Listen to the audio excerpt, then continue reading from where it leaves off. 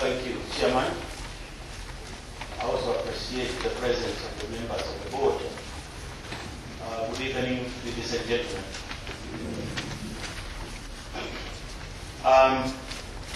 What is contained in this paper is just something that you know, all of you.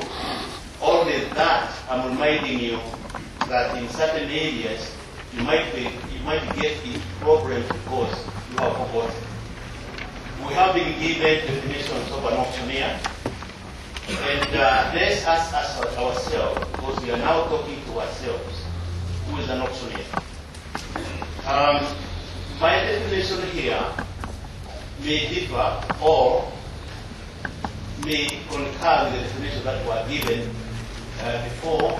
And I have written that a person licensed, an auctioneer is a person licensed by the Auctioneers Licensing Board and sells or offers for sale any movable or immovable property where any person becomes or may become the purchaser of the same by competition.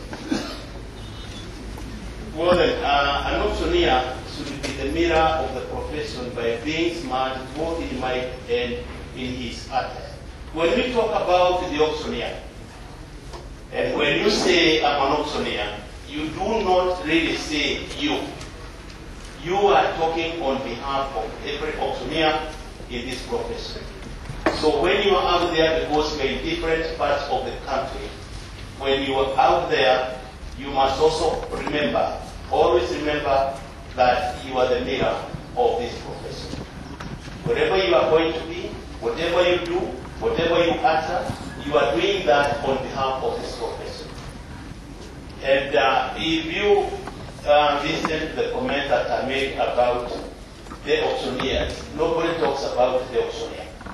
Wanasema ma-auctioneer. They talk about auctioneers, meaning they accuse us collectively. Or if the congratulators are in collectively. Nobody talks about the auctioneer. So when you are out there, you are presenting all of us.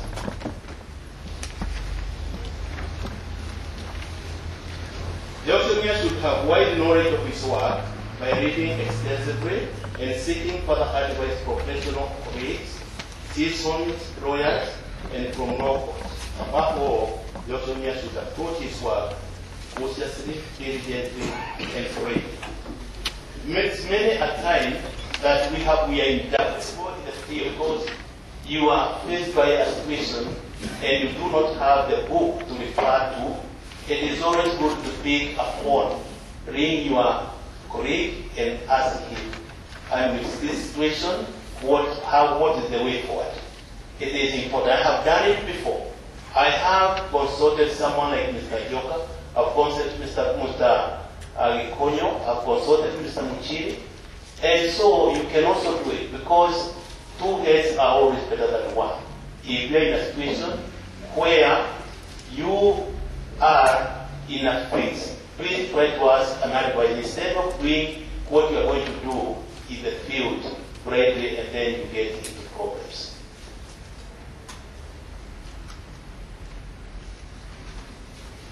Now, the functions of an auctioneer. This, I said before, you all know what you're supposed to be out there. You all know what's supposed to be in your office. I'm just trying to repeat, to remind you what you are supposed to do because you also get problems with the board if you forget what you are supposed to be. When you forget you are an auctioneer, you get problems with the board when they visit you. The functions of an auctioneer is to execute warrants of attachment and sale. There are other functions like evictions. There are possessions of chattel mortgage. There is for rent and sale of charged property. Now, when we talk about the chattels, you remember when we talk about the possessions, we positions that are the work that is being given by individuals and you dare carry out that job, you are doing it at your own risk. Because we are only supposed to possess vehicles which have been given out by loan by only financial institutions. Other people who do not have licenses, they might ask you to assist. And you get into problem because you are going to do it, okay. You are going to be paid all right. But then if something goes wrong, then you're in problem. Now, the office of an auctioneer. Because we divided this subject into two. My colleague, the chairman of NACA, will talk about the auctioneer out there, and I confine myself within the four walls of your office. So, let's see what you are supposed to have in your office. First of all, you are supposed to know to be known where you are. You have got always to identify your office by the building, the street, the floor, and the room where you are. That is very important. And then you have got to put the signs right at the ground floor and on your door to announce where you are. It is even important for your clients when they come. They don't have to ring you, they don't ask you to ask because you have already directed them where you are.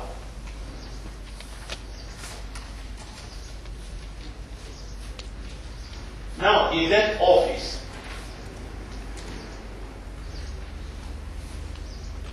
it is also important because that's where you keep your business records and tools of trade.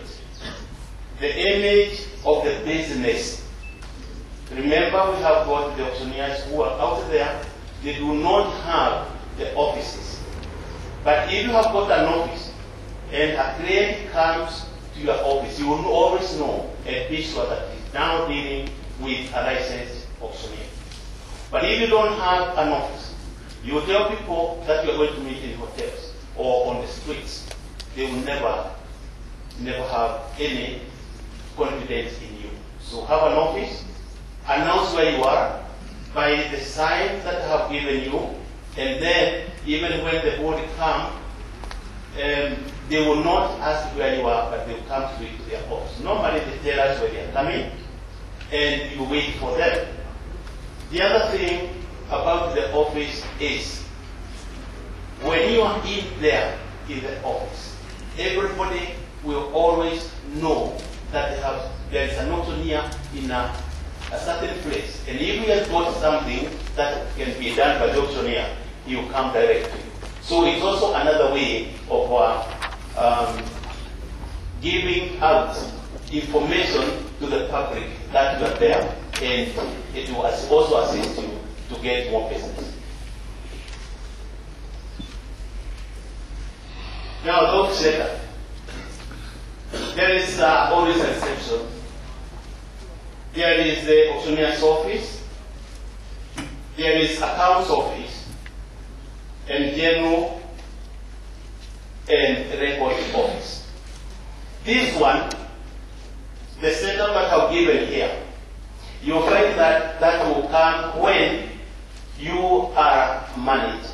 Because the offices in this town or anywhere out there, they are very, very expensive. So it doesn't really matter that you are going to have an office or you do not have money, but it is important that you have a place, however small it is, but call it your office. That is important. Now, the start of an auctioneer. The auctioneer himself, you always have an assistant auctioneer, the receptionist or secretary, then accountant, and then skeleton staff, office messenger, permanent or casual staff for attachment and possessions. This might sound expensive. It is not expensive, but that is the setting of an office, of an auctioneer, the way it should look. It should be that way. Because when you do not have an assistant, you cannot do everything by yourself. So you must be having those are the staff in your office. In attachments, you do not need to have permanent personnel to attach. You could be hiring them. But as you had people complaining the kind of people that we hired, there was a question, the kind of people we hired, how and where do we get them? And there also was a question whether it can be done, we can do better than that. And my assertion is that we can. You can, because the workforce, they are large, the number is large, and you can select from them the best that you can present. And then, when you are going out there, you must always tell them how to behave. Select the best, select those who are not drunk, and then brief them how they are supposed to behave when you go for the attachments. Documents in the office.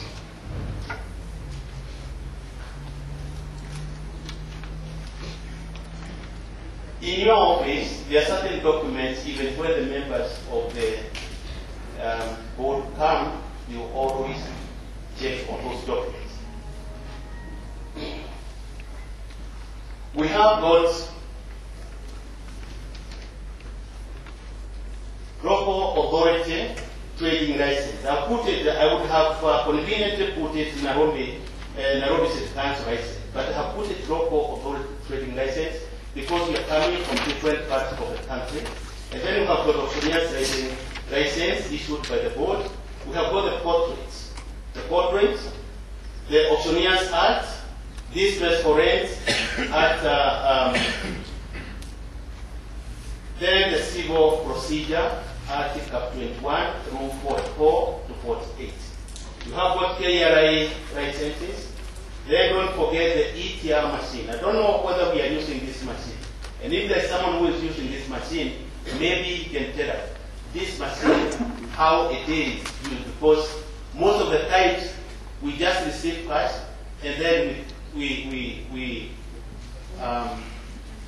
send that cash to our principals. The ETR machine sometimes, when we want to use it, it doesn't really come in. But I think there are people here who are using that ETR machine. That license of KRI and the ETR machine, the fines are very, very big. And because, let's say in January, is when we have got the license, we have got, particularly in Nairobi, the licenses are very, the license, the city council license is very expensive. It's 20,000 shillings. You will find when you go to insurance, they also charge you. You have got the board license, you have got the city council license, then your contribution to those taxes in January to around March is about 100,000. So it is expensive. And this is where I will ask the board whether they can visit maybe the town club and give our sentiment that to cost 20,000 shillings at a go is almost becoming impossible. And that's why we see most of us do not have offices. But then, if the money cannot be reduced, we could be given appropriation to be paying maybe 5,000 shillings for every 3 months. And then we finish by December.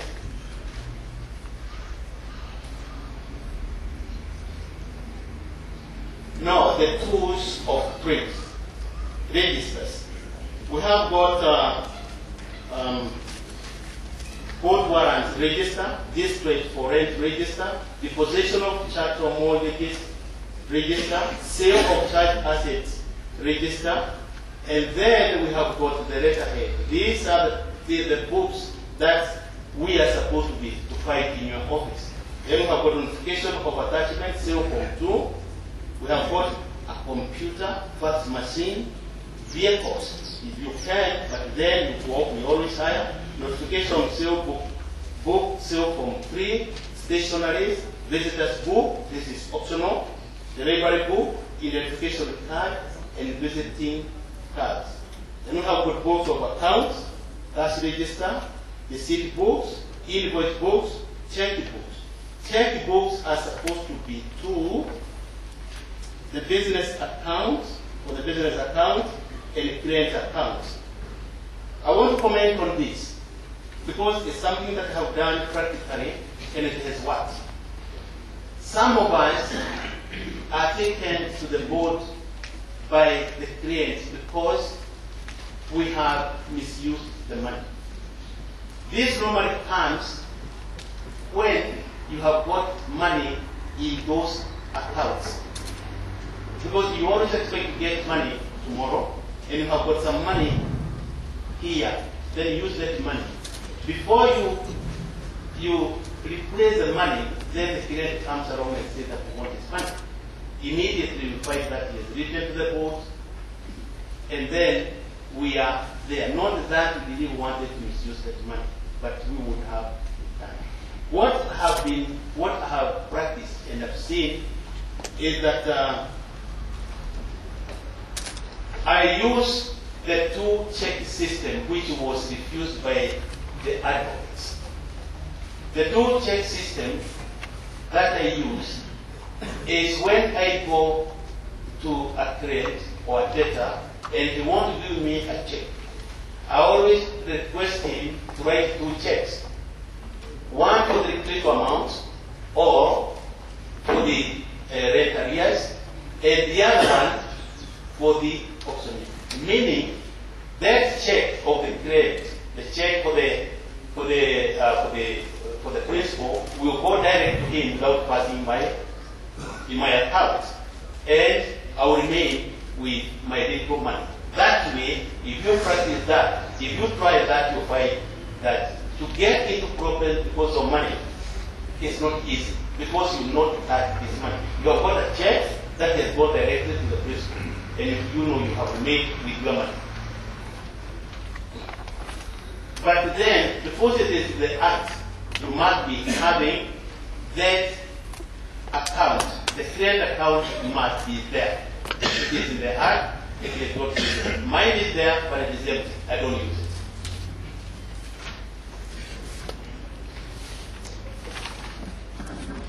Then in the office, we also have got the tools for communication. We have got the landline. We have got the postal address, mobile phones, the email, and any other type of communication that you can reach the person you want to reach as quickly as possible. With that, Mr. Chairman, I turn through and I would invite any question that you would like to ask.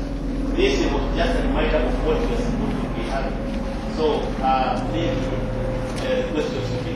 Thank you.